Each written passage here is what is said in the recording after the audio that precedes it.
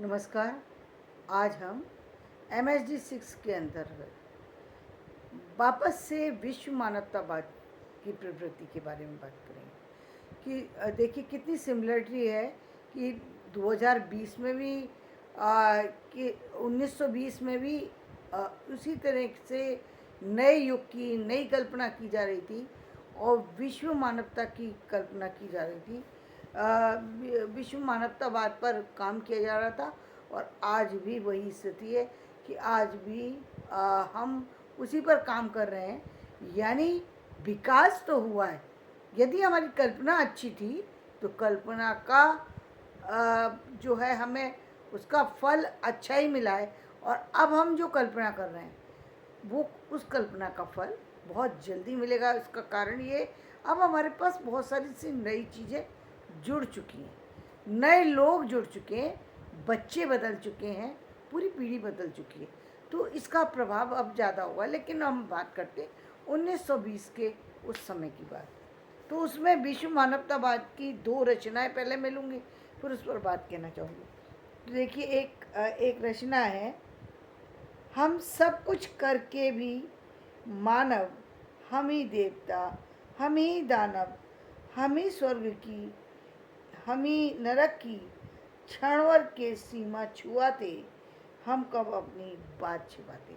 तो एक तो ये बात है कि इतने उन्होंने अब एक तरफ तो विश्व मानवता की बात कर दी और दूसरी सरलता की बात कर दी।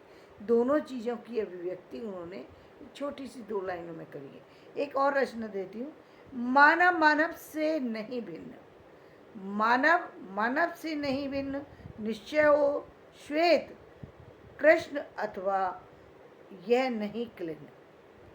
कोई फर्क नहीं पड़ता, रंग रूप का कोई फर्क नहीं पड़ता। तो निश्चय हो श्वेत कृष्ण अथवा वह नहीं क्लिन्न, भेद कर पंख निकलता कमल जो मानव का यह निष्कलंक।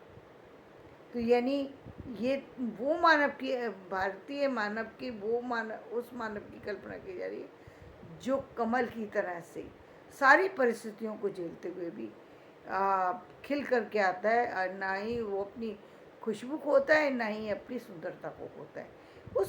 उसी तरीके से भारतीय लोगों की बात भी की जा रही है। अब हम आगे बढ़ते हैं।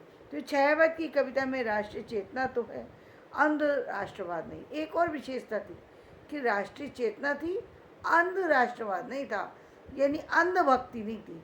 भक्ति करो मगर आंखें खोल करके आप भक्ति कीजिए, आतिथ्य कीजिए, आंखें खोल करके कीजिए। जो आप करें, क्यों क्यों ऐसी बात क्यों कही जा रही है? इसलिए क्योंकि कल का मानव कैसा था, जो बहुत सीधा था। वो किसी के बारे में जानना नहीं चाहता था, बस मान लेता था। यानी अतिथि माना अतिथि है, उसके बारे में कुछ जानने की ज़रूरत नहीं है। आज हमारा थोड़ा सा फर्क ये, अतिथि तो है, हम स्वागत तो करेंगे, उससे भी ज़्यादा बड़े दर से होकर करेंगे। लेकिन अब कुछ चीज़ों के बारे में हाँ जानकारी लेना आवश्यक होती है एक व्यक्ति की। और वो क्यों ज़रूरी होती है? क्योंकि अब हम सजग हो चुके हैं। अब हम पढ़ा लिखा व्यक्ति अपने चीज़ों के बारे में पूछता है कि ये बात क्यों हो रही है, मुझसे ये क्यों कहा जा रहा है। और जब तक वो बोला होता है, अनपढ़ होता है, वो किसी बात पर प्रश्न नहीं उठा सकता। क्योंकि पहली बात, उसके पास प्रश्न ही नहीं है, उसको पता ही नहीं। अंधेरे में रहने वाले व्यक्ति को उजाले की बातें कैसे पता होंगी? तो पहले हम ये गुण को नहीं खोते हैं कि हम आतिथ्य को नहीं खोएंगे।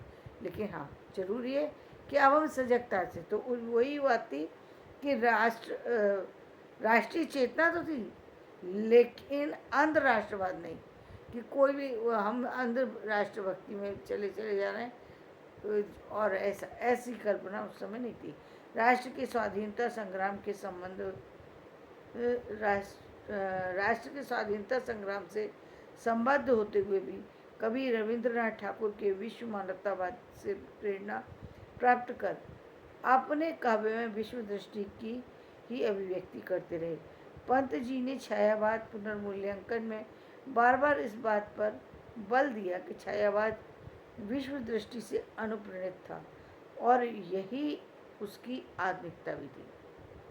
ये उसकी आधुनिकता थी कि वो विश्व की सृष्टि की कल्पना कर रहा है, विश्व के तक अपनी भावनाओं को पहुंचाना चाहता है, विश्व का कल्याण चाहता है। कितनी बड़ी बात है। सिमिलरिटी देखिए, विश्व का कल्याण 1920 से में भी सोचा गया था। इतनी सारी युद्ध की विभीषिका, इतने सारे परिस्थितियाँ, इतनी सारी समस्याएं के होते हुए विश्व मानव बनने की बात उस समय भी सोच रहा था।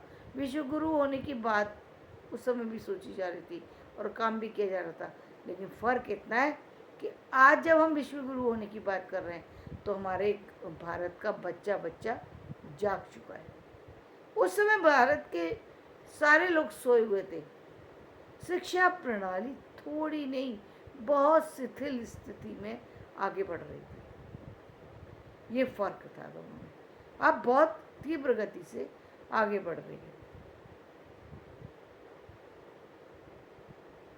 प्रसाद की कमाईनी में अखिल मानव भावों के सत्य को विश्व के हृदय पटल पर अंकित करने की कामना व्यक्त हुई और निराला ने सम्राट अष्टम एडवर्ड के प्रति कविता लिखकर ये प्रमाणित कर दिया कि छायावाद के कवि की दृष्टि देश, वर्ण, धर्म आदि की सभी दीवारों को तोड़कर मानवीय संबंधों और संवेदना के नाते किसी भी व्यक्ति के प्रति सहानुभूति रखने को प्रस्तुत है।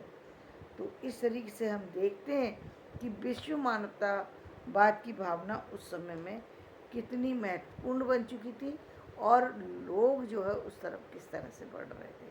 तो धन्यवाद। आज का वीडियो मैं यहीं समाप्त करती हूँ। मेरा वीडियो पसंद आए इसे लाइक करें, शेयर करें।